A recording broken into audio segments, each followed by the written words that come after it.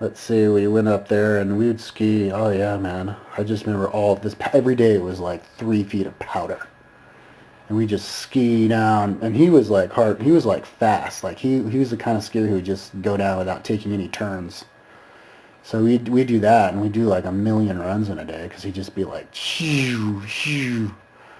But we had the telly class. It was funny because this one day, that girl pretty much only showed up a couple times and then disappeared. So it was like us, just us two in the class. And then there were these two instructors one time. One day you had one guy, the other day the other guy. One guy was like, I'll show you how to do telly heli. And I think he did like, taught me how to do the telly heli or something for the first time. But this other guy was like this like weird dude who's like kind of young too. And we got high with all the telly instructors every day. It was our weed too. But I get this guy high. He's like, "Yeah, I'm gonna show you guys how to skate ski." Yeah, up there. So we're gonna race up there, and then I'm gonna get up there first, and I'll because I'm better, and I'm gonna turn around and I'll give you tips on how to skate better. And we're like, yeah, sure. So we race. And we totally blow him away.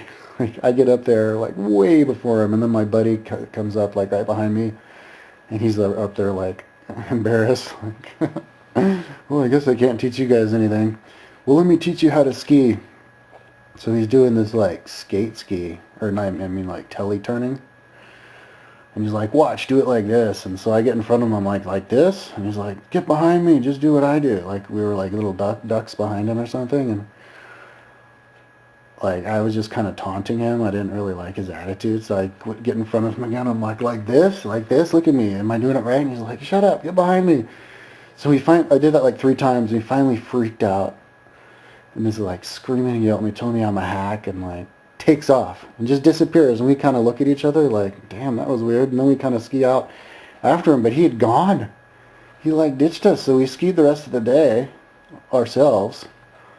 And we saw him at one point. He was up on the lift, like telling us how to like ski. And at the end of the day, some lady comes up to us while we're having like a beer, and she's like, "Well, I saw you guys alone. What happened to your teacher?" Like, he like got mad at us and ski away. We tried to ski after him, but he just like ditched us. So she told us to write this big like long report, and so we told him what happened. I think he got like in trouble for that. It's kind of funny. There's lots of drama, man, in Durango, dude. I got lots of drama. Like people there freak out a lot. Like at one time, I skied up behind this into the lane, like I guess too fast, like right behind the chair or something, and the lifty like attacked me. He like grabbed me and is punching me.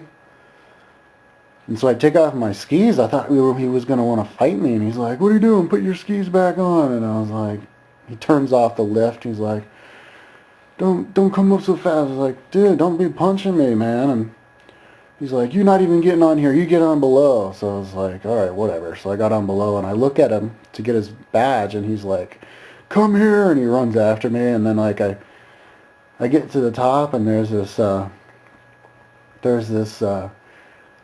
like ski patrol guy there waiting for me, telling me that like the guy like told him that like I was like skied up too fast and he was gonna try and get me to pull my ticket. And I was like, what? That guy physically attacked me.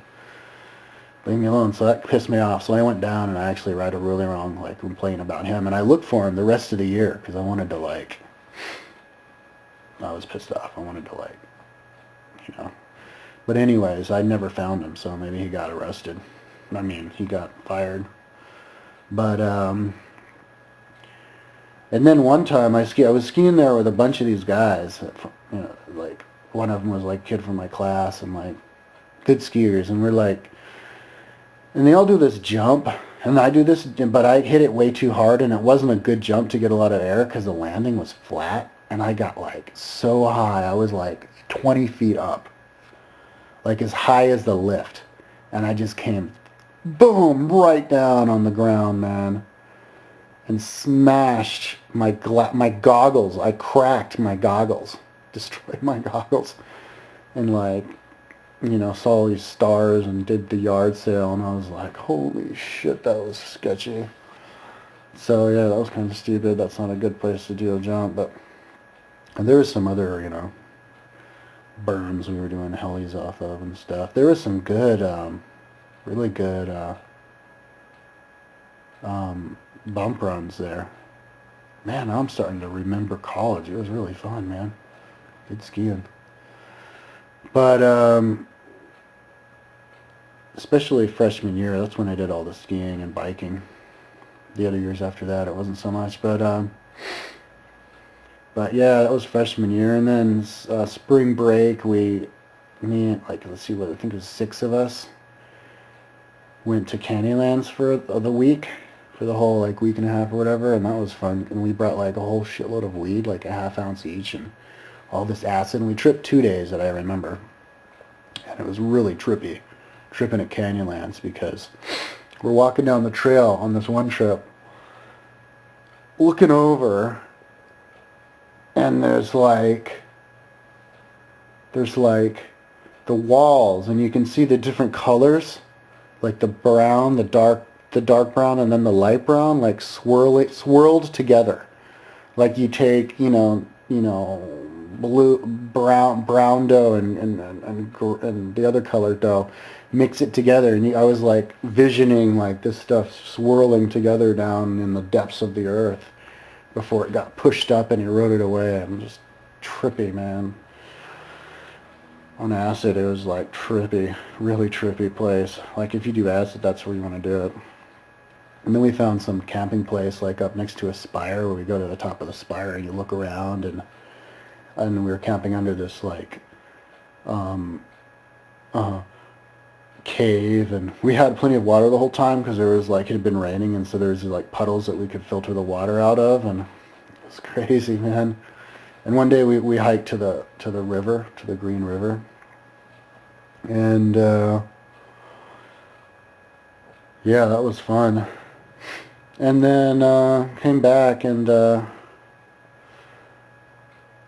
could no longer be the bike partner for my bike racer friend, because he was racing that year, so he had like ridden the 600 miles for spring break, and I had done drugs, and so I couldn't hang with him anymore. But I guess he was riding with his like the junior world mountain bike champion was living there, and the other kid who was a second junior world mountain bike championships was there, and this other kid who's like a expert mountain bike racer who went to the school. So he was, I think he was riding with Bob Rolls, so he was squared away. And I did some, but we went out to Moab a few times, which was fun, throughout the winter, biking. Like I could actually think I could beat him like in the mountain bike parts of it. But we did some road biking there too. And I did some climbing with my Indian buddy, just like around there. There's good climbing around Durango, in different sections, different areas to climb. It was really cool.